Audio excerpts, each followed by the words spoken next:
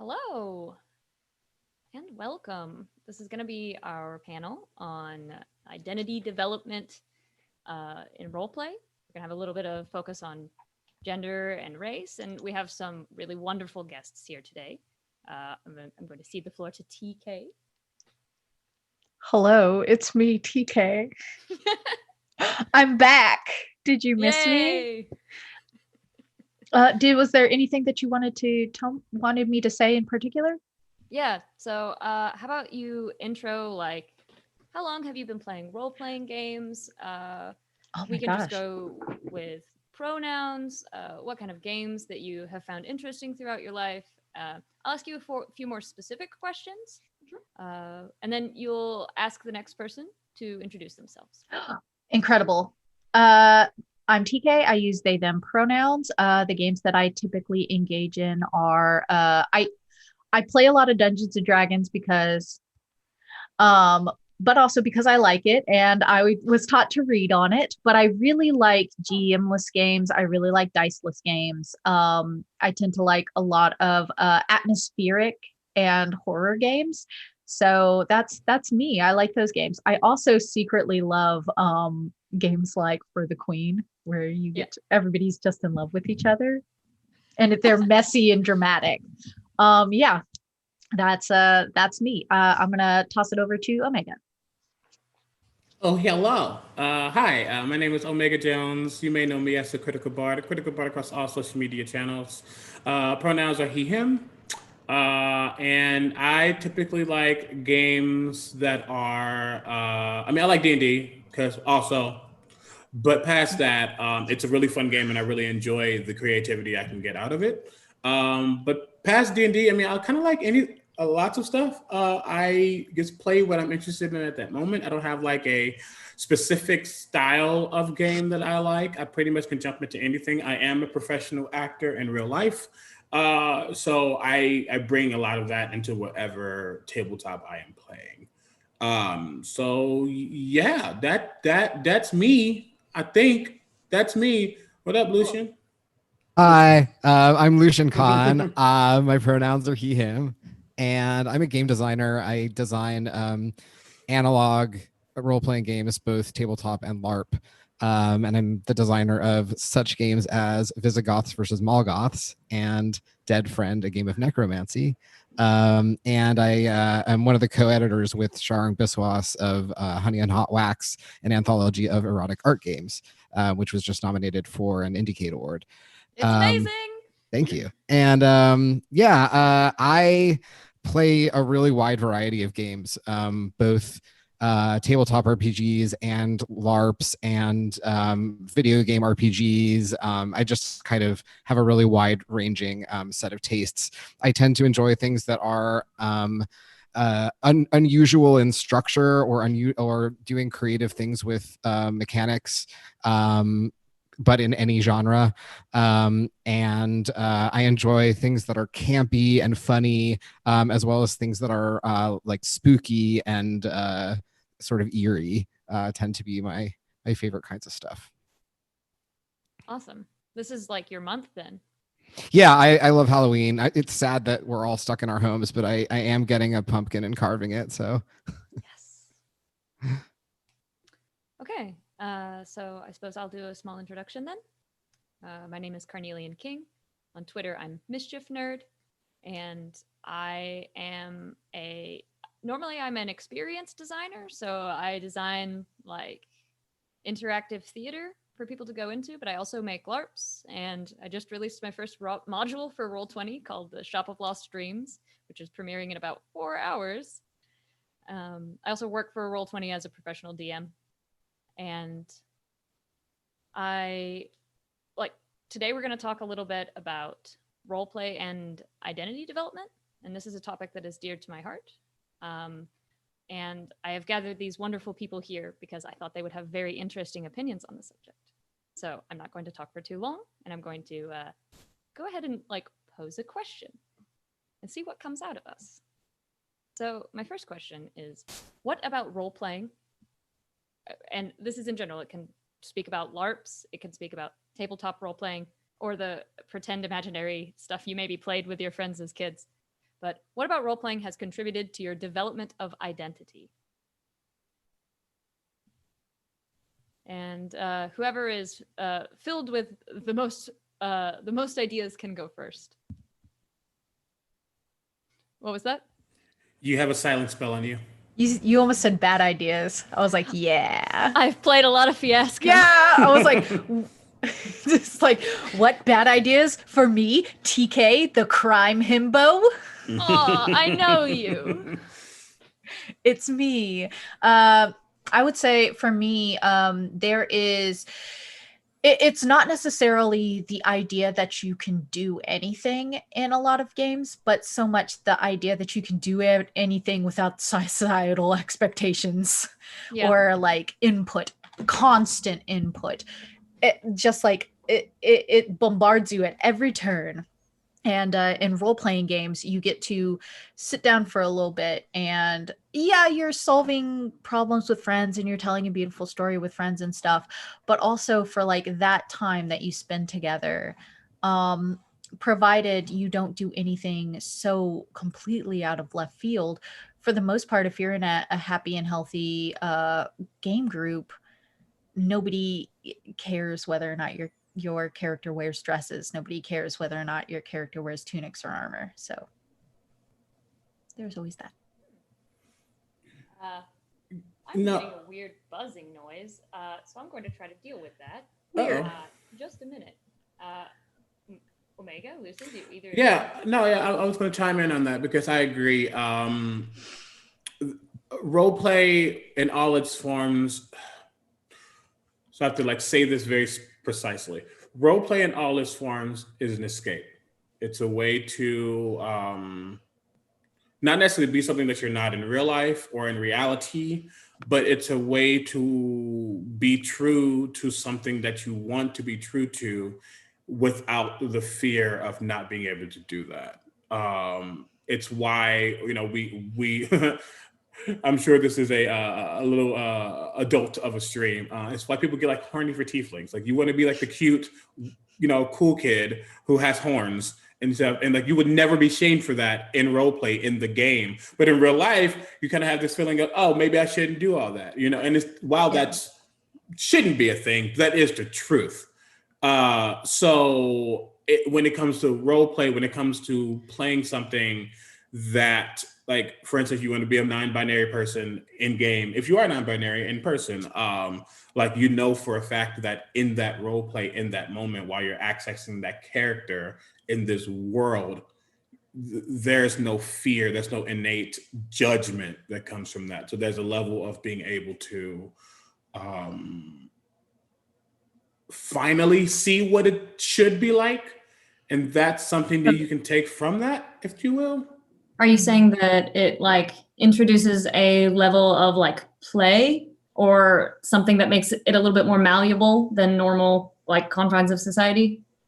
Yeah, basically, because and I don't want to automatically say play, because I'm not non-binary. That's just the example I use, but it's like I liken it to acting. If I have to play this character if I'm like shy and very introverted and I play somebody who's super extroverted and is very in charge and is very sure of themselves, that feeling that I get from doing that is something I can pull back into reality.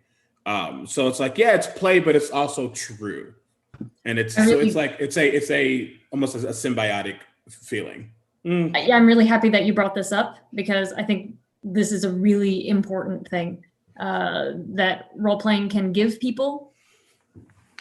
Lucian, did you also have an answer to this? Yeah, I think I have more of a cynical answer actually, which is I was just thinking about how I am trans, and there have been a lot of times where in order to hold a job or get through an academic program or whatever, I have to find a way of presenting myself in a role that people can comprehend easily, right?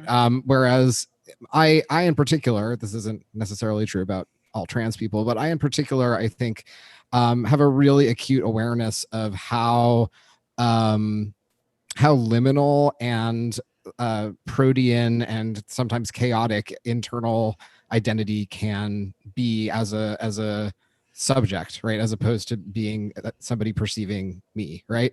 So I have sort of an internal sense of how identity and self are not as I guess clear and definable as people expect them to be in these professional roles, right? However, having the practice of role playing, right, deciding, okay, I'm going to do this thing for entertainment and for fun, that sort of gets me into deciding I am now going to be a specific character, right? And I'm going to act as if I'm a fully integrated, like consistent character with a consistent narrative, right? That practice has made it easier for me to enter into situations where I have to role play, right? That I am a consistent and narratively cohesive character in a role that people can interact with for professional purposes or for social purposes. So this is a really long way of saying, like, I'm trans, I'm not neurotypical, and there are advantages to having this practice of being able to present a digestible character. Right, it's like the opposite of play, right? It's like this is a kind of survival tactic that I've learned from role playing.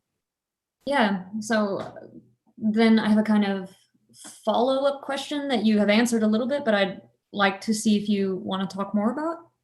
So do you think that identity itself is something that's like static, or is it something that's dynamic? Like, what are your thoughts on this? It's complicated. I think that it's obvious that there are some parts of identity that are changing over a lifetime, right? Like age, right? The most obvious one, right? We have very, very different senses of what it means to be a self in society and interact with others at the age of 6 than we do at the age of 73, right? So we all at least have one example of a type of identity that's actually really important, both to our sense of who we are and our sense of our interactions with others and our relationships with others, that changes throughout the lifespan. But then I think other ones either do or don't change across the lifespan for different individuals for a variety of reasons, right? Some of which are cultural, some of which are individual. So it really just depends, right? Like some people have a very consistent sense of gender throughout the lifespan. Some people have a different sense of gender at different times throughout the lifespan. And the same is true for other things like religion and a variety of other things. So some of this stuff, I think it varies from person to person. So I study this gender theorist called Judith Butler, and she has this idea that, like, gender specifically, it's not a stable identity, but it's created out of repeat behaviors. And it kind of goes back to what Omega was talking about, like when you're playing a character that is like very proud as opposed to one that is very shy. You start having these behaviors, and these behaviors teach you that you can be a specific way. TK, Omega, do you have anything to say about static or dynamic identity?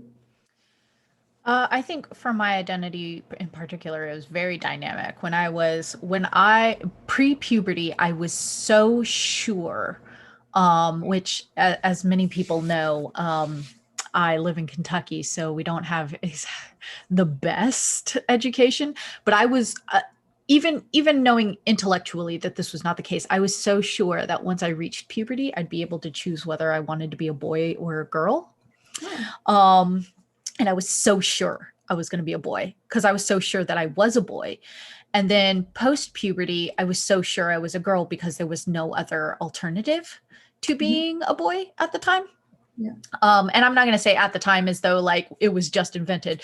In my knowledge, in my experience as a 12-year-old child, I totally I was just like, I guess this is me then.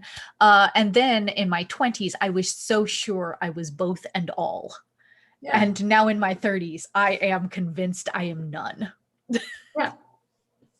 I'm convinced that I am just like, no, thank you.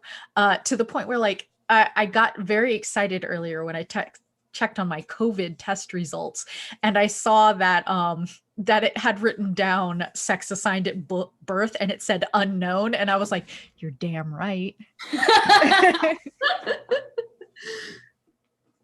Yeah, so that was my experience for the most part. Do I think that gender identity is dynamic? I mean, I kind of have to think that That's because not it was not for gender me. identity specifically. Or Like, I or just identity in general. Yeah. Yeah, I mean, for the most part, it was. I'm a biracial person, and like raised in Kentucky, very very much mixed, to the point where like I don't know if most people know this, but at least in the South, in the South area where I am, mulatto is considered a slur. Like that is a slur.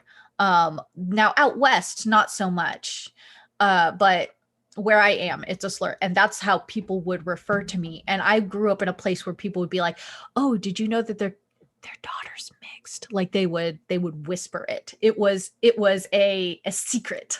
Like nobody was allowed to talk about the fact that you had like a black dad, which is weird because my parents had always been a very happy couple. It's very strange. People are strange. So when I was a kid, I was mixed because that was the identity that people put on me, not necessarily an identity that I also assumed for myself. And then I went through a very idiotic period where I was like, I don't see race. And then in my late 20s, I was like, oh, I'm black. So it's like, maybe I should cut this out, like become an adult and actually assume like genuine thought about it. But yeah. There we go. Like, no. Oh yeah, in my mid 20s, I was like, we're all one race, the human race. No, ma'am. No, and then ma'am. it was like, no, those cops are just looking out for me. They're following me around the store to make sure I have enough help, like stuff like that. Oh Lord. Look, I'm from Kentucky. I'm dumb. It's okay. But I'm a hick, please. Oof. That's a big oof. Yeah. I mean, I'll chime in here because, and I kind of had this talk prior because I never want to like speak. This is going to be a weird thing to say. Speak more than I need to, and I only say that because I am a cisgender male. Mm-hmm. It's like we have enough of that in the TTRPG community. We don't need no more. However, how I differ is because I'm black as fuck and I'm queer as fuck. Though my blackness comes from my queerness, it's a whole thing. But it still allows me to see the world slightly differently. With that being said, do I believe that identity is static versus dynamic? Again, it definitely depends. But I think about masculinity. I think about what it means to be a man. And I look at how I grew up. I grew up believing I'm the youngest of six, not included the family I was adopted into. I'm the youngest of six, only one female, and all of us were men. So I was raised in a room of males, though I was closest with my sister, and I turned out gay. But with that being said, I had a very precise idea of what it meant to be masculine, what it meant to be the strong person. And that quickly changed throughout high school, throughout college. And because I was a foster child and because of things that happened in my past, I was hyper independent. And the independence allowed me to, one, understand who Omega Jones was as a person, but then that allowed me to view the world in a different way because I was no longer looking at it through the lens of what I was taught. I was looking at it through a lens of what I believed was true to me. And that allowed me to realize, I mean, yeah, I'm a guy, but I still do makeup. I would do your hair. I would do all these things. So it made me start to question what truly it meant to be masculine versus feminine and all these things. Mm-hmm. So now it's like, you know, when you have a nice thing to say, and then the train of thought goes by, you missed that ticket. No, it's just, yes, there's a sense of static within being masculine, but it's not at the same time because that's still going into that binary. And it's like, there's so much more. Like, again, yes, I believe myself to be a male person, but I'm a male who does his brows. I'm a male who does makeup. I'm a male who struts his stuff. I still want to make sure I look good. We don't want to talk about what it means to be metrosexual, because that's a whole F in itself. So it's just, you can still learn and you can still understand identity, even though you aren't what the world are looking at as different. Because That's really important. Oh, sorry. No, I think what you're saying is hitting on a lot of like really like critical points, critical Bard. And so I actually I was thinking about what you were just saying, Omega, about, you know, upbringing, because I think it's so important, and I think it's something that often gets ignored in conversations about gender and gender development. I'll give you an example from my own upbringing. I was raised by an extremely matriarchal family of really like outspoken, brash, pushy Ashkenazi Jewish women who were all New Yorkers and were descended from bootleggers during Prohibition. Okay, so I was raised by like these really extremely assertive, bordering on aggressive, like, you know, coming from like, you know, 1920s criminal mafia type stuff ladies, where there's like no men left at all, and like the few men in the family were like just kind of jokey and like went along with what the women were saying. So like I didn't really understand what the norms were for our sort of like patriarchal dominant culture outside of that until much later, right? Like I would go over to friends' houses and I'd understand like, oh yeah, like there are these like bossy dads and like machismo and everything. But I was raised with an attitude that I'm supposed to view masculinity as kind of a joke and something that you can troll, right? Which is not what almost anybody else is raised with. And the reason I bring this up, right, is that I find, you know, when I read sociological theory, when I read gender theory, there's often sort of embedded in those things an expectation that the reader was raised inside of something normative, right? Yeah. That the reader was raised inside of the dominant culture, as opposed to allowing for the possibility that many people were actually raised in different kinds of cultures because of their family group and may identify more with their family group than with the dominant culture, which we all know, those of us who are any kind of cultural minority. So I think it really complicates the conversation about gender, right? I get told when I go to like trans events, you know, I get told that because I was allegedly socialized female, right, that I must have a variety of experiences and traits that in fact I don't have, because I was raised by a bunch of like yelling bootlegger ladies, right, from the Bronx. So I think this is really important, right, to sort of acknowledge that there are cultural differences in how those things happen. Yeah. I think that's definitely true. And I really appreciate the two of you sharing your personal experience for like how this complicated thing came to be. So I'd like to steer the conversation a little bit to talk about role play. And I'd like to talk about, so there's this concept within live action role playing that was introduced by Jonea Kemper. And she is a genius LARP scholar. And she has this idea called emancipatory bleed. So what bleed is when you're role playing and when it's over, some parts of it stays with you. So emancipatory bleed is the idea of like creating a narrative that frees you from whatever the societal bounds that you exist in are. So I'm bringing this to the table because I'd like to talk about the ways that we can use role play to empower ourselves and to empower each other, to understand more about like the oppressions of society and how like the characters that we play shape the people that we become. So I'd like to hear your thoughts on, I guess, emancipatory bleed. I'll start because excuse me, because bleed is actually something I talk about as an actor. Yeah. Because you get so deep into these characters, whatever you're playing. A quick, clear example is if anybody in chat is familiar with Ragtime, the musical, I played Coalhouse, and at the end of Act One, my beloved is killed by the Secret Service of the Vice President. It's the whole thing. And typically how they stage it is they put her in like a coffin or something, and it's literally her funeral, basically is the end song of Act One. But how we did it when I did the show, she was on the ground, and I had to deadlift her off the ground, her dead body off the ground, take her off stage, come back, scurry to the heavens, and be done with Act One. Every night I was bawling.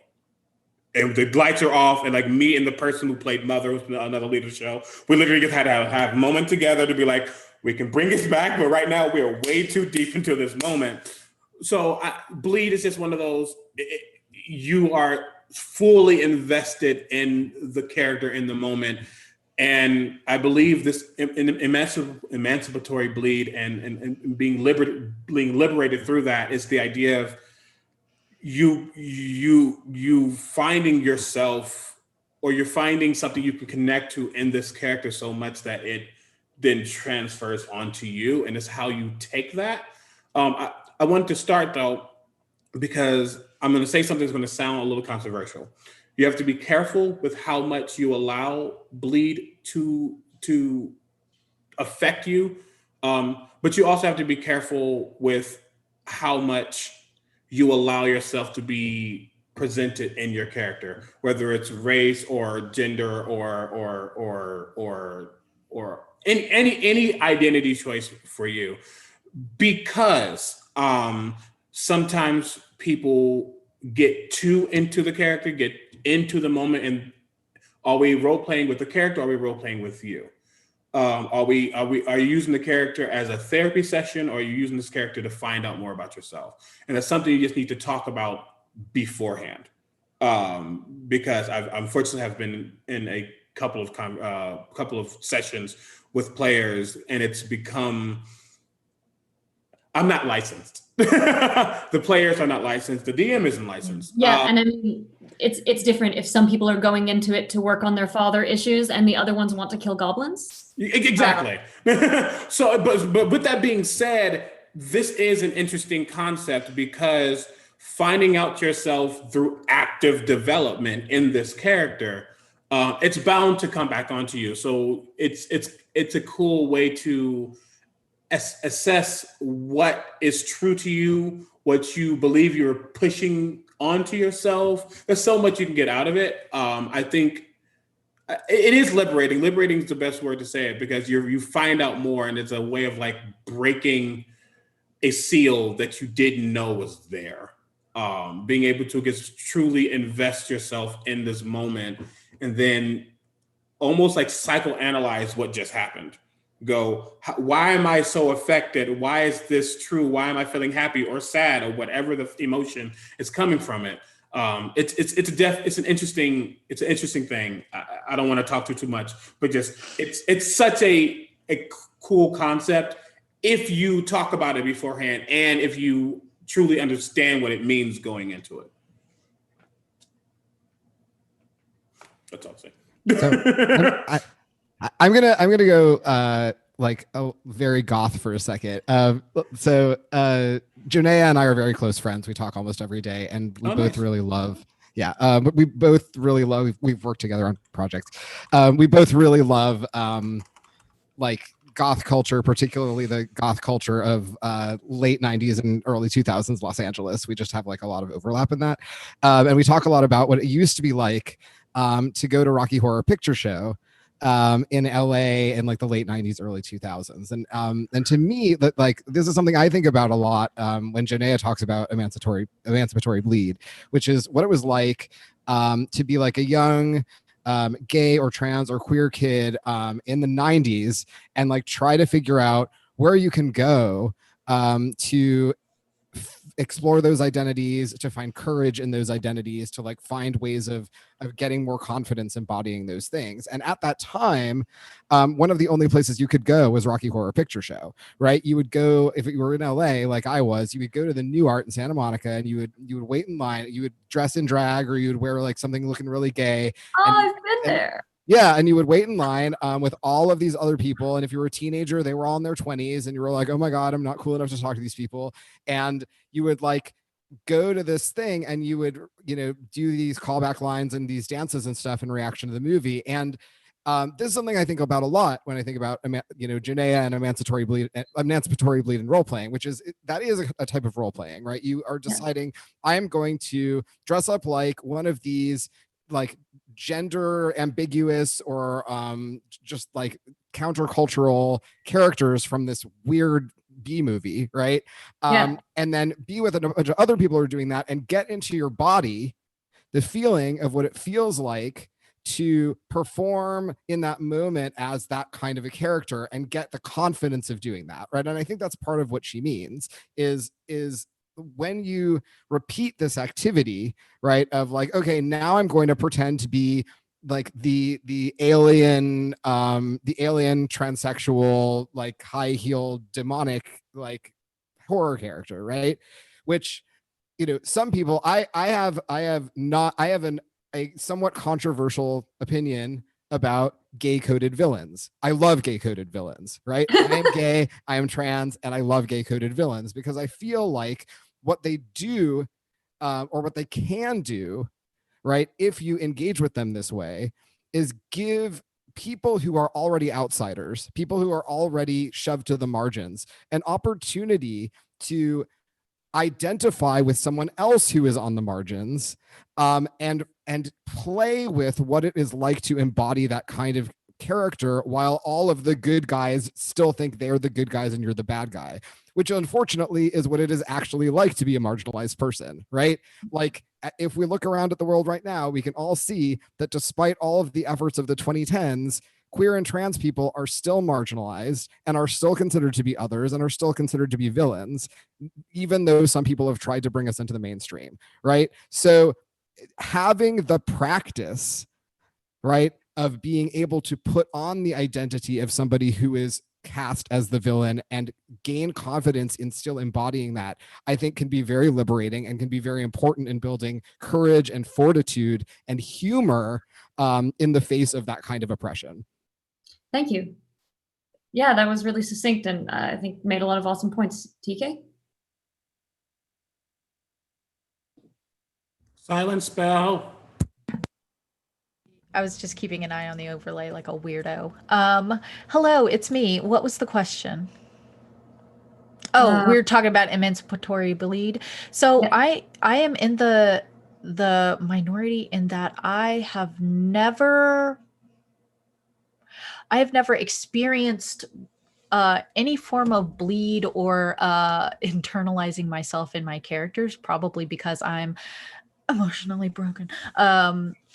It's okay. But what? So you're not a space himbo? I'm not. I can't. Okay. Well, that's just actual. That's factual. That's not internalized. That's just who I am. I can only play. Anyway. Yeah. So the thing about bleed it's always fascinated me. But it's never been something I experience. I very much agree with the idea that like going to the Rocky Horror Picture Show was a form of role play that is probably the closest that I've ever gotten to that feeling, just because when you are engaging in that level of role play, that when you are assuming that sort of that identity that you have for whatever reason either denied yourself or has been denied to you, you are allowed to be authentically and joyfully yourself. And the feeling is incredible. I wish that I could speak more on bleed or emancipatory bleed, that the idea that like you carry emotional breakthroughs or psychological breakthroughs from your role play sessions back with you. But it's something that I'm currently seeking mental health advice about. So unfortunately, there's only so much I can weigh in on that. That is absolutely okay. We're getting close to the end of our time. Unfortunately, I feel like I could talk about this for kind of hours. So I really appreciate your contribution and feedback to this discussion. I think I'll be the last note on this. So I came into my gender identity because I worked at a camp for children, like a summer camp. And it was a LARPing camp. And it was the very first time I had ever met anybody that was non-binary. I guess I had been playing male characters, I guess my whole role-playing career since I was like 14. And then I guess at 23, I met a non-binary person and I was like, oh, like me, just as soon as I heard that they weren't using she or he. And so it's kind of close to my heart because I feel like in these spaces, you have the opportunity to kind of play with your identity before I kind of test it out. I had to get gender confirmation surgery. And one of the things that they recommend before you get any sort of like surgery is that you have like a year of pretending to be the other gender. And I wasn't ever really interested in completely being another gender because I'm a non-binary person. But LARPing gives you the opportunity to be anything. And I feel can be really freeing. So we obviously can't get into this as deeply as talking about all of the different ways in which like role playing and the characters that we bring to the table can enrich our lives. But I think it's good that we've started this discussion. Any closing thoughts or remarks before we go off? We have like 2 minutes. No, this was good to talk about, I think, and to get different perspectives on from different backgrounds and stuff. I definitely will acknowledge that it is my my upbringing that made me think of gender in the way that I did. I was raised as the boy out of a group of at least femme siblings. Whatever raised as the boy means. But yeah, it's very interesting to talk to other people about it. Yeah. I agree. This was a really interesting conversation. I'm glad I got to talk to you all about this. Yeah, I agree as well. And I think as a closing remark for me personally, I think it's okay to ask questions, but not ask questions just to the world, but to yourself, to question what the binary means and what it doesn't mean and what it all means for you. And binary doesn't just refer to gender, it refers to the world and the lack of, I'll say. So question, understand, analyze, because you never stop growing as an actor. I literally never stop learning what it means to be an actor. So as someone going through the process of learning or discovering who their gender is or who their specific identity is, you never stop learning. So it's always okay to question, and it's always okay to seek out understanding. That's cool. Yeah, I think on this note, I would encourage players to play genders that they weren't born into and see what it feels like. It can really increase empathy. Lucian? What's the question? Am I supposed to encourage people to do something? We're doing closing remarks. Oh, closing remarks. Yes. I don't know. I guess here's my closing remark. Don't get so hung up on needing to know precisely what your identity is at any given time, and having to be able to articulate it to others precisely at any given time, right? Yeah. I think that one of the things that can be really, really stressful, especially for younger people, but also for middle-aged people like myself or older people, is sort of seeing how, you know, a lot of people are talking about identity, especially gender, and doing so with like a lot of you know, eloquence and nuance and confidence and all of these things. But it is actually fine to not quite be at that point at the moment, right? And to just kind of be thinking about something or not really sure where you are about something. That's actually fine, right? And I think it would be also really good if all of us were just a little bit more, like, had a little bit more chill about that, about other Yeah. people just not really quite knowing who they see themselves as or how they feel, right? Because like, I think that's a very common human experience, not really knowing how you feel about something. So I think we could all stand to chill out a little bit about that. Yeah, definitely. Well, thank you all for being here. I really appreciate your time. And if people who are watching, we are raising money, and if you would like, I think in the chat, we're gonna raise money for Code 2040, and you can donate with Tiltify. Please take a look in the chat description for the link. It would be really awesome. We're raising money and matching donations, and I think this is going to a program that helps Black people in STEM. Is that right? Black and Latinx, mostly in STEM and technological communities, just sort of help them get on their way and give them the more resources to pursue those lines of work, that line of study. Awesome. Thank you. All right. Well, goodbye, everyone. Thanks for being here. Yeah. Thanks for having us. This was great, really interesting. Bye, Yeah. everybody. Bye. Bye.